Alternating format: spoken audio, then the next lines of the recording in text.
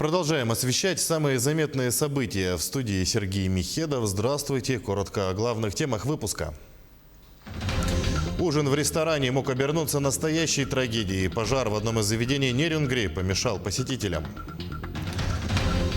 Массовая вакцинация против COVID-19 началась в Ленском районе. В скором времени в ЦРБ поступит крупная партия препарата. Жители Мирнинского Айхала проверили знание бурятского языка. Национальная община провела тотальный диктант.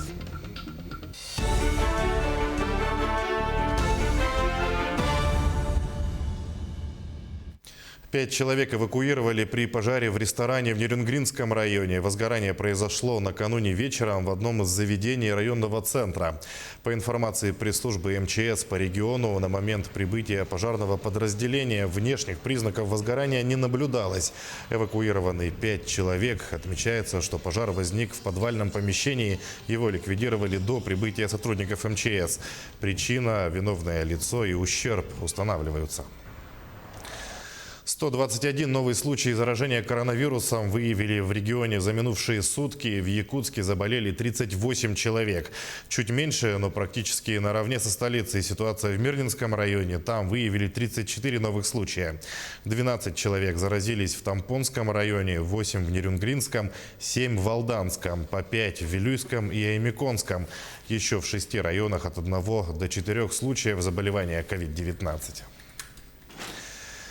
Эксперты Всемирной организации здравоохранения посетили ковидный госпиталь в Ухане. Это одно из первых действий комиссии в рамках расследования происхождения нового коронавируса, которым с начала пандемии заразились более 100 миллионов человек, рассказывает Татьяна Гамозова.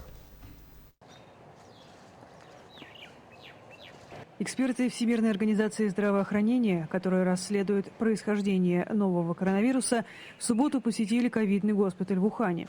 Хотя комиссия прибыла в Китай еще в середине января, они только начинают работу после двухнедельного карантина. В предстоящие дни специалисты планируют, среди прочего, посетить тот самый рынок, где произошла первая вспышка заражения, а также Уханьский институт вирусологии. По одной из гипотез, пандемия может быть связана с утечкой вируса из правительственной лаборатории. Визит расследовательской комиссии ВОЗ долго откладывался, в том числе из-за напряженных отношений Китая и США. В Вашингтоне обвинили Пекин в сокрытии масштабов эпидемии в самом ее начале. Китайское руководство эти обвинения отвергает. По данным университета Джонса Хопкинса, на 30 января с начала пандемии коронавирусом заразились более 100 миллионов человек. Из них выздоровели 56,5 миллионов, более 2 миллионов 200 тысяч скончались. Около 4,5 тысяч доз вакцины от COVID-19 поступит в Ленский район республики. В ближайшее время, с 29 января в районе началась массовая вакцинация. Партию вакцины в количестве 1200 доз получила Ленская ЦРБ. Она рассчитана на 600 человек с учетом ревакцинации.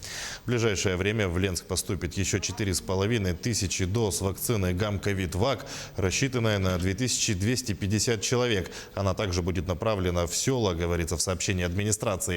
Запись на вакцинацию открыта в центральной районной больнице. Желающие получить прививку должны оставить заявку, позвонив по телефону регистратуры в послеобеденное время. Мошенники похитили деньги у жителей Якутии, выдав себя за сотрудников банка и полиции. Со слов потерпевшего, 49-летнего жителя Алданского района, ему позвонила девушка. Она представилась сотрудником банка и сообщила, что с его кредитной карты мошенники похитили 140 тысяч рублей.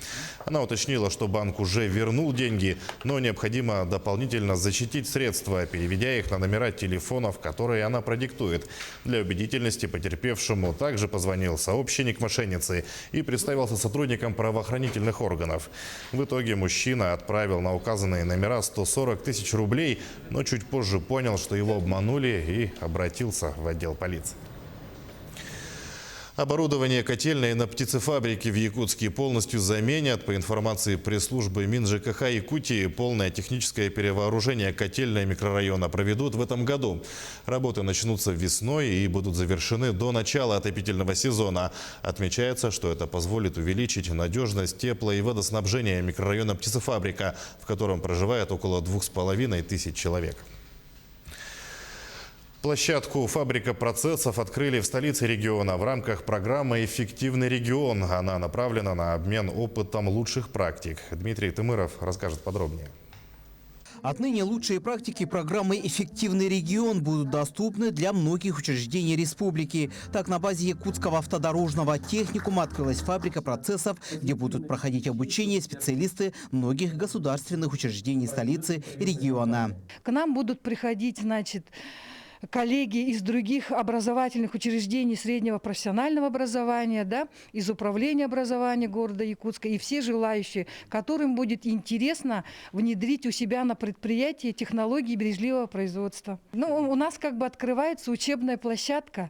Мы здесь принимаем и проводим, организуем деловую игру, в ходе которого мы обучаем инструментам, которые они могут использовать в своей профессиональной деятельности у себя на предприятии. Автодорожный техникум показал лучший результат в реализации программы «Эффективный регион». И теперь их деятельность будет тиражироваться для других учреждений. Сегодня в рамках открытия фабрики процессов они уже обучили несколько специалистов. Еще раз хочу сказать, что это очень доступно. И я думаю, это доступно для всех уровней подготовки, будь то высшее образование, специалист, либо специалист, имеющий среднее специальное образование или студент. Поэтому это очень полезно и это хорошо. Так, по новой системе в Якутске работает в управлении образования. У нас как раз идет прием заявок, документации, то есть мы оптимизируемся в этой части. То есть раньше, если мы получали все эти документы наручно в оригинале, то мы сейчас уже оптимизируемся и начинаем работать, и все получаем в электронном варианте. По словам начальника управления образования мэрии, ими реализуются 6 проектов по различным направлениям, которые уже дают свои плоды. Допустим, заявочные процедуры на участие олимпиады, на конкурсы. И управление образования, участвуя в этом проекте, оптимизирует затраты времени, сил, расходы материальных ценностей по заявочным процедурам. Также проект у нас идет по сопровождению подростков, которые совершили правонарушения. И там идет оптимизация взаимоотношений между ведомствами. Отметим, что данная программа реализуется в рамках сотрудничества Якутии с госкорпорацией «Росатом». И она направлена на улучшение работы государственных учреждений и на экономии сил и средств. На самом деле, такие мероприятия, они малозатратны, и дают эффект для нашего населения, то есть именно в части сокращения времени и повышения качества. На сегодня по системе «Эффективный регион» помимо администрации города Якутска работает в Министерстве здравоохранения, Пенфонде, в Министерстве образования и в ряде других государственных учреждениях республики. Дмитрий Тымыров, Григорий Охлопков, Павел Пахомов, Якутск. Сотни айхальцев в Мирнинском районе проверили знание бурятского языка. В поселке провели тотальный диктант. Образовательную акцию организовала местная национальная община. Подробности в сюжете наших коллег. Мы напишем диктант, который состоит из 128 слов. Участники диктанта будто вернулись в школьные времена. Внимательно слушают каждое слово диктующего, стараются не пропускать знаки препинания. Возможность проверить знание бурятского языка выпадает редко. Образовательную акцию организовала национальная община РДНИ. Вообще задачи этой большой акции были дать возможность всем желающим проверить свою грамотность в ходе тотального диктанта, повысить уровень владения языковыми навыками. Диктант написали 100 человек, среди участников и дети, и взрослые. Многие бурятским языком в совершенстве не владеют, поэтому всех желающих разделили на 2 группы. Тексты для диктанта отличались количеством слов. Участников собрали на разных участках. Писали диктант группами по 10 человек. Есть еще участники на территории Республики Бурятия. Это наши ветераны и выходцы из поселка Айхал. Работы участников оценит жюри. Тексты для диктанта разработали сами организаторы, учителя бурятского языка. В текстах рассказывается об Айхале. И где-то даже на просторах интернета я вычитала, что наш бурятский язык относится к вымирающим языкам. Есть категории, которые красные, а наш язык относится к желтому. Кто, если не мы, будет способствовать тому, чтобы наш язык не вымер, чтобы сохранить его, всю культуру, весь наш язык для будущих поколений? Жамьян Балдандаржиев, старейшина общины, член жюри. Однако и сам решил написать диктант. Поддержать молодое поколение – дело чести. Где бы ни находился человек, он должен и обязан знать свои корни, свою родословную, помнить и ценить свой родной язык, передавая все это богатство своим детям. Образовательную акцию посвятили 60-летию Айхала и бурятскому национальному празднику. Сагалган отметят в феврале. К этой дате и подведут итоги диктанта. Лучших отметят в номинациях. Предусмотрено 3 призовых места и гран-при. Победителей отметят грамотами и ценными призами. Оксана Мезенцева, Дмитрий Храмкин, телеканал «Алмазный край». Единственными посетителями закрытого бара в Милане остаются плюшевые мишки. Итальянский бар неожиданно оказался заполнен во время ограничений из-за COVID-19, действующих в стране. Владелец миланского Биба бар посадил за столики плюшевых мишек в знак протеста против закрытия заведений. Первыми посетителями в карантин стали манекены, поэтому бар оказался заполненным людьми. Теперь же пасту и завтраки в Биба бар пробуют мишки Тедди. Хозяин бара объяснил, что не получил никакой компенсации за закрытие бара и опасается за свою дальнейшую жизнь и будущее своего заведения. Я надеюсь, что скоро будут посетители, которые заплатят мне не деньгами из монополии, а заплатят мне в евро, потому что игрушечными деньгами я не смогу оплатить за коммунальные услуги, аренду и налоги. Я уже потерял 80% своего дохода.